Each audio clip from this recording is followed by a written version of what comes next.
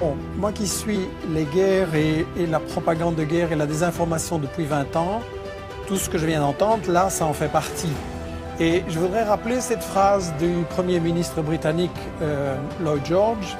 En 1914, il disait « Si les gens savaient à propos de la guerre, elle serait arrêtée tout de suite, mais les gens ne savent pas et ne peuvent pas savoir. » Et cette 20 années d'études sur les guerres et tous les prétextes de ce genre et tous les mythes qui ont été fabriqués comme ça m'ont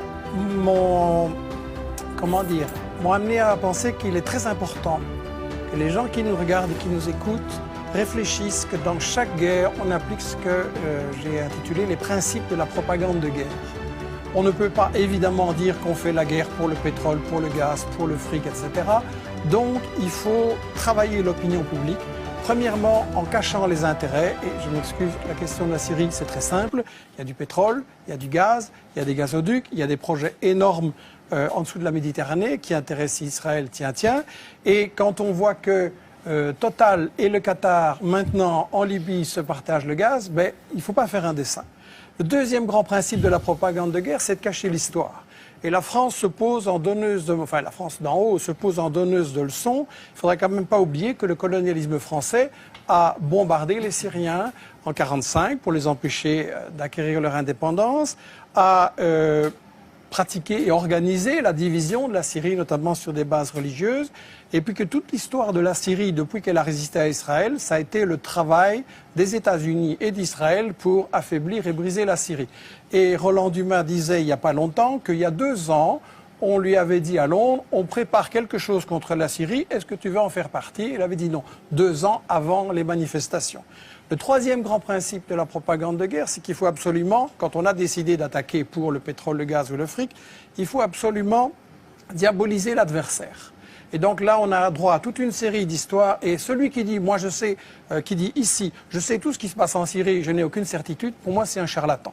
Je pense qu'il n'y a pas de guerre propre, je pense qu'on a vu des atrocités des deux côtés.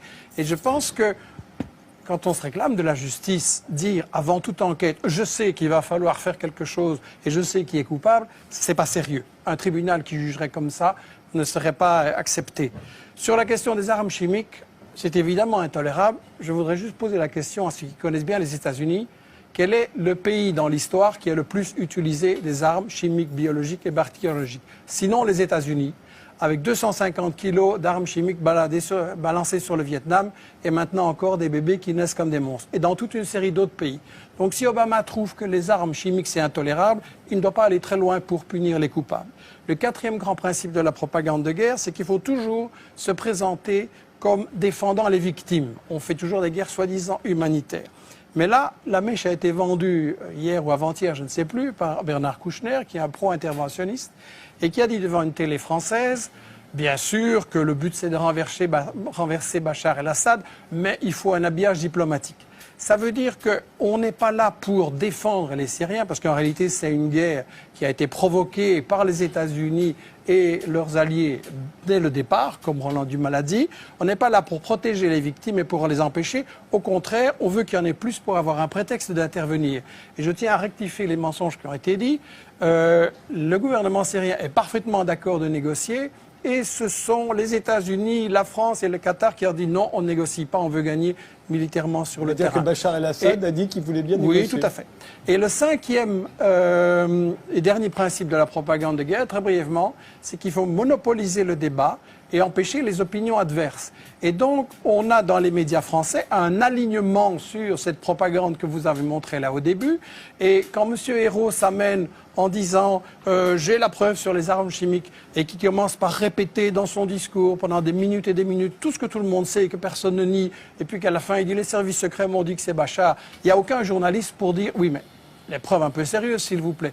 Et donc quand on voit des gens comme Fabius, comme Bernard-Henri Lévy, comme Hérault ou BHL, qui viennent avoir le courage de bombarder, mais pas le courage de débattre devant des gens qui connaissent le dossier et qui ont les arguments contraires, il faut quand même beaucoup se poser la question. Et j'insiste sur cette question des 5 principes de la propagande de guerre, parce que, et ce sera ma conclusion, l'année prochaine, vous risquez peut-être de m'inviter sur l'Iran ou sur l'Algérie ou sur le Venezuela ou le Congo ou l'Érythrée ou le Zimbabwe. Et ça va être chaque fois la même comédie, chaque fois avec les mêmes arguments. Il n'y a pas de guerre vraiment humanitaire. Il y a toujours des intérêts pour le fric, il y a toujours des intérêts pour les matières premières. Et il est temps quand même qu'on se dise, si on veut une humanité solidaire et mettre fin aux guerres, il faut voir qui provoque ces guerres.